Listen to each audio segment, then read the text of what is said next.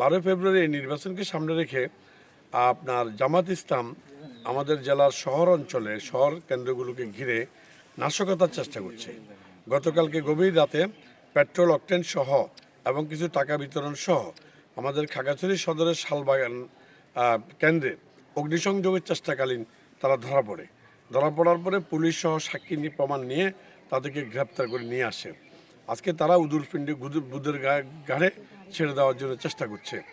অপরদিকে পাশাপাশি তারা বিভিন্ন শহর কেন্দ্রিক কেন্দ্রগুলোতে গভীর রাতে গেরিলা স্টাইলে এই জামাতের লোকেরা সন্ত্রাসীরা তারা আপনার কেন্দ্রগুলোকে টার্গেট করেছে, কেন্দ্রগুলোতে এক ধরনের আগুন দেওয়ার চেষ্টা করছে, এরকম আমরা খবর পাচ্ছি। পাশাপাশি আমাদের পাশাপাশি গতকালকে রাতে আপনারা জানেন খাগড়াছড়ি সদরের শালবন এলাকায় রাত 11টার দিকে আমাদের সেখানে 3 জন ভাই গত কয়েকদিন যাবত আমাদের ব্যানারগুলো ছেড়ে ফেলেছে। ব্যানারগুলো ছেড়ে ফেলার ফলে আমাদের যারা নেতাকর্মী আছে শালবনে তারা ব্যানারগুলো কোথায় কোথায় ছেড়ে ফেলছে এগুলি দেখার জন্য বের হয়েছেন। এবং এটাও আপনারা জানেন প্রত্যেকটি নির্বাচনী কেন্দ্রের পাশে প্রত্যেক প্রার্থীর একটা নির্বাচনী ক্যাম্প করার বিধান আছে। ওটার আলোকেই একটা নির্বাচনী ক্যাম্প করার জন্য নির্দিষ্ট জায়গা নির্ধারণ করার জন্যই আমাদের নেতাকর্মীরা সেখানে গিয়েছেন। কিন্তু অত্যন্ত দুঃখের সাথে বলতে হচ্ছে যে সেটা হলো আমাদের বিএনপির বন্ধু সংগঠনের ভাইয়েরা আমাদের ভাইদেরকে সেখানে ব্যারিকেড দেয় এবং রাতের বেলা নির্মমভাবে আমাদের ভাইদেরকে আঘাত করে আহত করে। এবং শুধু এখানেই থেমে নেই, তারা সেখানে আরেকটি ষড়যন্ত্র করে।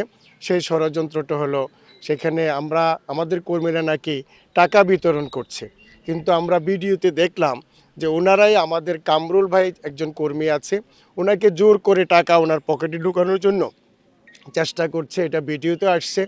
এবং সেখানে তারা আরেকজনকে দিয়ে 2 লিটারের একটা পেট্রোল বোতল নিয়ে আসছে, এনে তারা সেখানে একটা নাটক সাজিয়ে আমাদের নেতাকর্মীদেরকে হেনস্থা করার জন্য, হয়রানি করার জন্য তারা এই সমস্ত কর্মকাণ্ড সাজিয়েছে।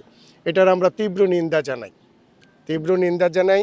এবং এই বিষয়ে আমি রিটার্নিং অফিসার মহোদয় সহ এখানে খাগড়াছড়ির যারা আইনশৃঙ্খলার কাজে নিয়োজিত আছেন, বিশেষ করে আমাদের সেনাবাহিনী, বিজিবি, পুলিশ এবং যারা নির্বাচনের সাথে যারা জড়িত আছে সকল পর্যায়ের কর্মকর্তা ভাইদেরকে এই বিষয়ে প্রয়োজনীয় উদ্যোগ এবং পদক্ষেপ নেওয়ার জন্য আমি অনুরোধ করছি।